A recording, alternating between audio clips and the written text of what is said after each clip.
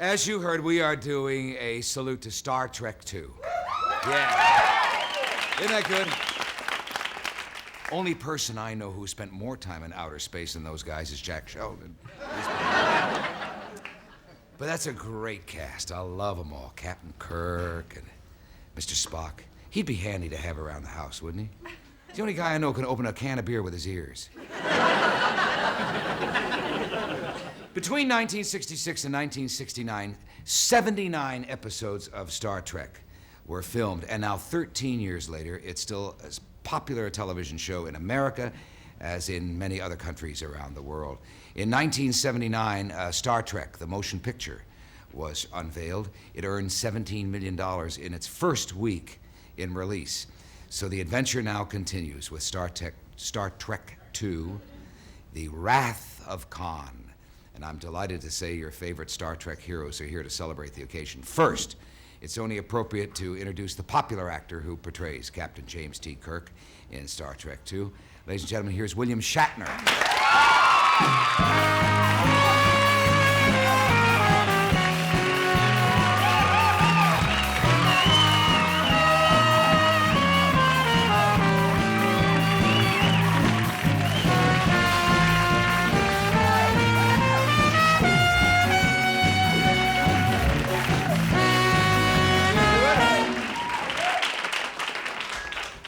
Do you get applause a lot these days, Chris? Oh, I walk into my bedroom, my wife goes like this.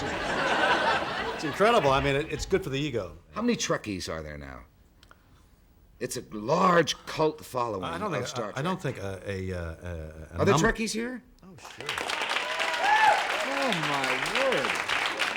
Well, I think, it's just a matter of degree, whether if somebody likes Star Trek. Oh, yeah, they have conventions. I've read about them. I'm going to a convention in Houston, upon which I'm told they have 18,000 people already committed. I mean, it's sold out. Give me your analysis of what the public's fascination is with Star Trek, the Enterprise, and that group of players. I think the people are fascinated by a variety of things. I think they like the science fiction. I think they like the action and adventure. I think they like the plots. I think they like the underlying philosophy. I think they like the fact that it is science fiction there's an attempt in making this science fiction absolutely truthful so that it's suggested that there's a future. And people say, my goodness, you mean we don't blow ourselves up in 5 years? There is a future. There is a hopeful note. And all that said doesn't yet begin to touch why Star Trek is a hit in callow terms and something else isn't. It's undefinable. Because if it could be defined, and if it could be analyzed, and if it could be written down and said, all right, well, these are the elements, and this is the formula for what the hit is, why, everybody be doing it. At least 5. In Star Trek II, my next guest has once again returned to the role that brought him 3 successive Emmy nominations, made him the idol of millions of Mr. Spock fans. He's gone on to prove his versatility in many outstanding stage and screen performances, most recently in the highly acclaimed television specials Golda and Marco Polo. Never cast him as an American, do they? No. Son of a gun, poor guy. Welcome, Leonard Nimoy.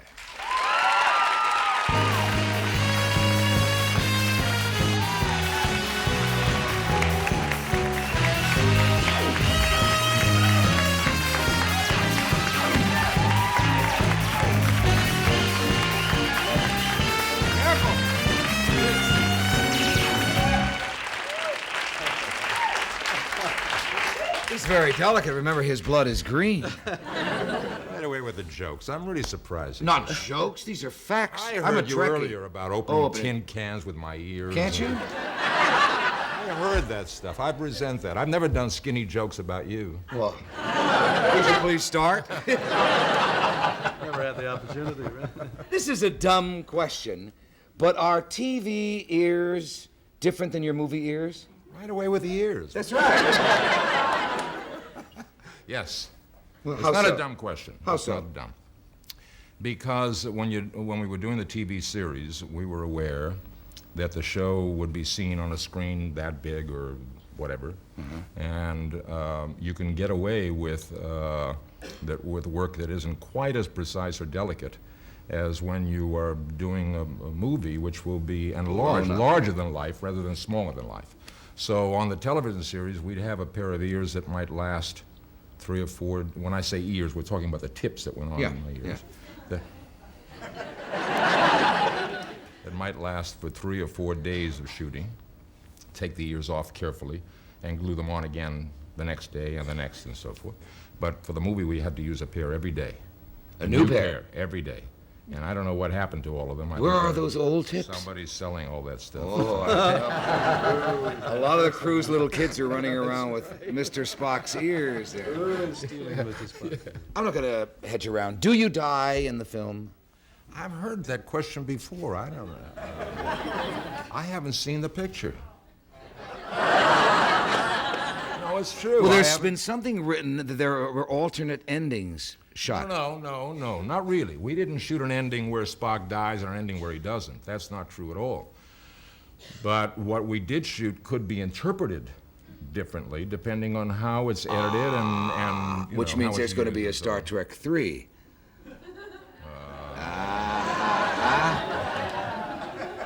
The cat is out of the bag.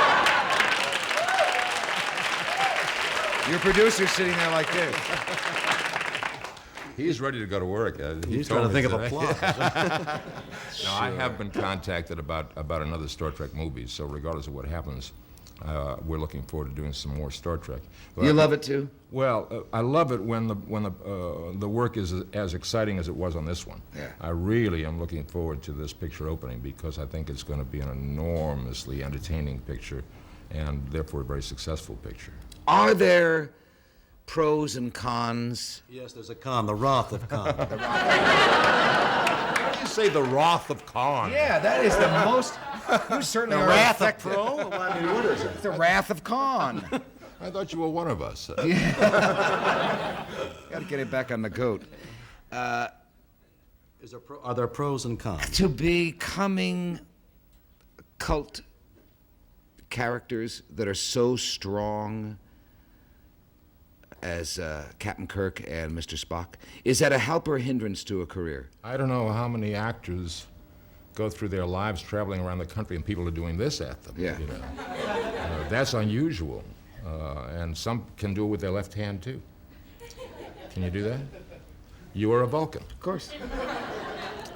No, with the thumb out. That's that's it. All right. Very good. You know why? I was vulcanized. I can't do it. He speaks it well. You can't do it? No, when Leonard did that to me, I said, Vulcan speaks with forked hands. Oh, I see.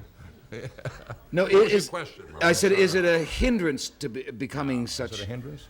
identifiable? Well, I don't. I think that it can be translated into the box office that people go see when you're This the is cult an answer figure. to his question. Yeah, I'm getting around to it. Why answer it directly? You're starting to sound like a politician there, Bill. And if you vote for me, you'll. It can be translated. Because yes. both of you Transferred. have gone on to do Extended. extraordinary things. It's an opportunity. Public recognition is opportunity. It means that we can come and talk to you, and it means that I assume, I speak for both of us, that you get calls to do interesting projects, and you have some choices available to you, which is a wonderful thing because not all actors have that opportunity. So being recognizable, being somebody that people know and identify with in some way is useful, it's helpful in a career. How many of the Trekkies conventions have you been to? A number, Have you? yeah. Are they fascinating? More than that. But what goes on? Do you stand up on the stage and... I want to warn you, you're on dangerous ground right now.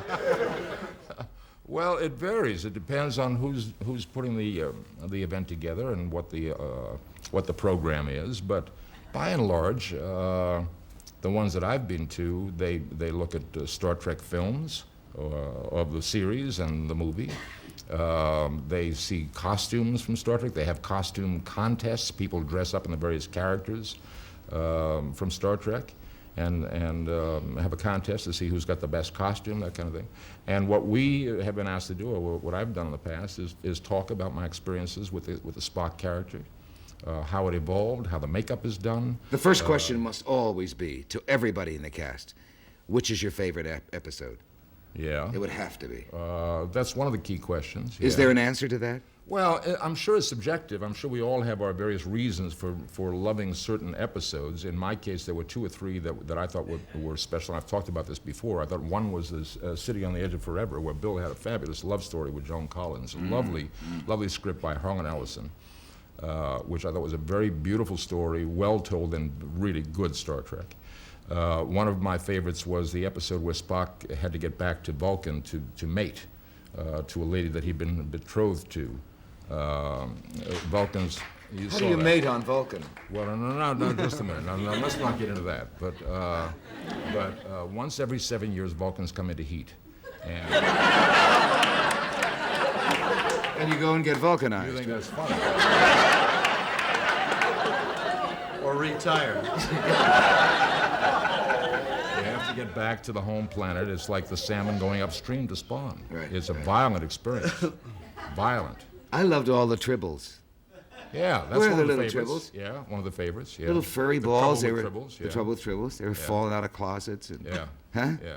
Everywhere, every place you went, there was a little furry ball there. I forget how you killed them, though. Kill them. You put them in your belly button. No, you don't kill a tribble. Oh, he is getting terrible.